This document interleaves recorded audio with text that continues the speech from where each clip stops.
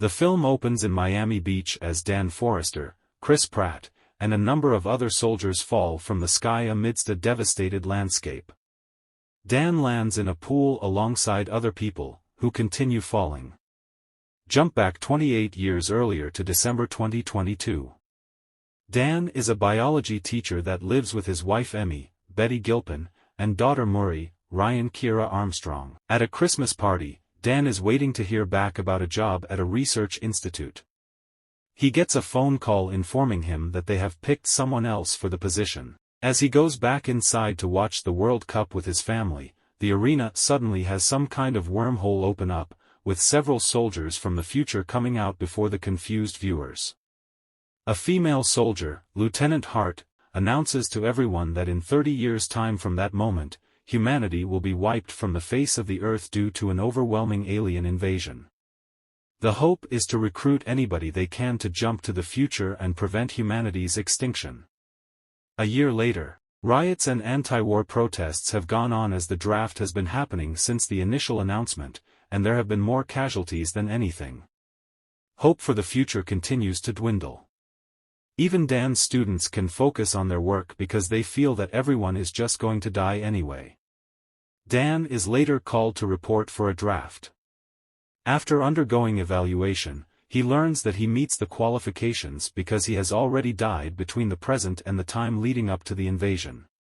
He has a device placed onto his arm that will aid him in time jumping. It is also revealed that Dan was a squad leader in Iraq 15 years earlier. Given 24 hours to settle his affairs, Dan goes to Emmy's job where she works as a therapist for people who return from the draft. Emmy tells Dan that there is one person who can help get the family to safety, but it is Dan's estranged father James, J.K. Simmons, whom he resents for abandoning him and his mother a long time ago. Dan visits James, who doesn't trust the government and has gone off-grid. Before Dan can ask for help, James says he has never wanted his help, which infuriates Dan because that's the only thing he ever wanted from him, although James says that he would have only made things worse for Dan and his mother. Dan returns home to Emmy and Murray, having to inform them that he has been drafted. The two are heartbroken and hug Dan goodbye. Dan reports to the draft.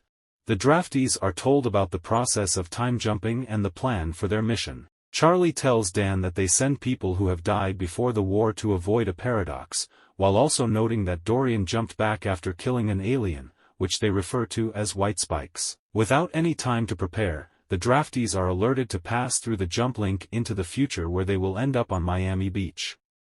Things go wrong because the draftees are dropped off way higher than the plan was, causing several to fall to their deaths while Dan and others land in the water. After getting out, Dan reports to Romeo Command/the Colonel, Yvonne Strahovski, who informs the team that the military has issued a blanket bombardment on the area to wipe out any living things. She tells the team to rescue lab personnel before the bombs are dropped.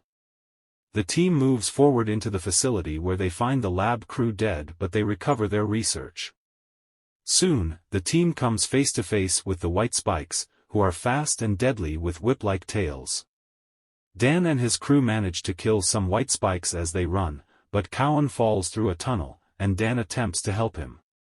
The white spikes are closing in, so Nora and Cowan stay behind to hold off as many as possible, just before the military drops the bombs on the tunnel, killing Nora, Cowan, and the white spikes. The surviving draftees wake up at a camp in the Dominican Republic. Dan meets the colonel, who turns out to be an adult Murray. She has some estrangement toward Dan for going through with the draft.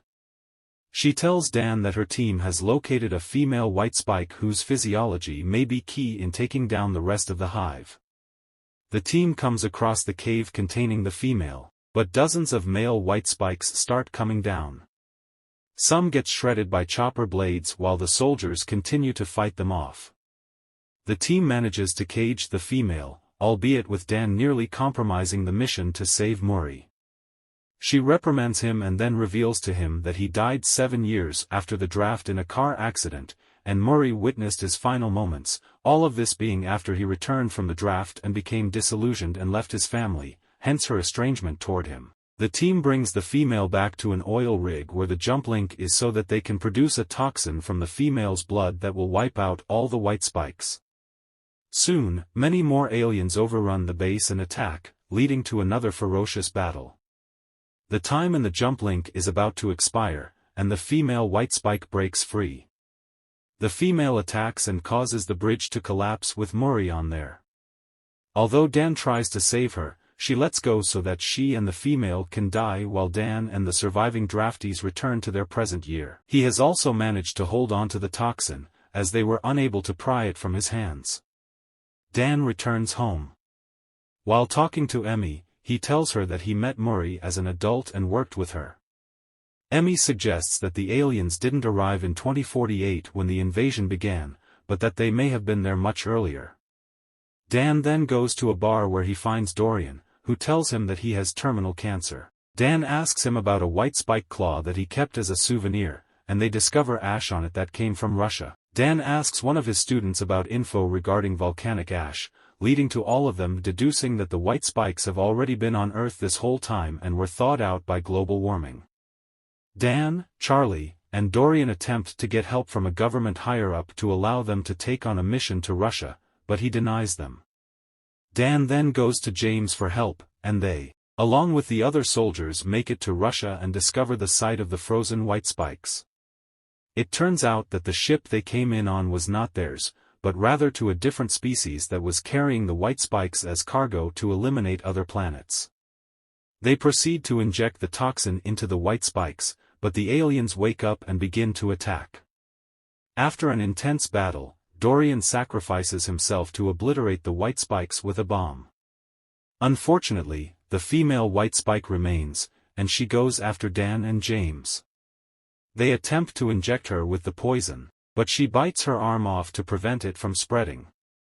After beating it further, Dan shoves the toxin into the female's throat and knocks her off a cliff where she splatters, officially ending all the white spikes for good.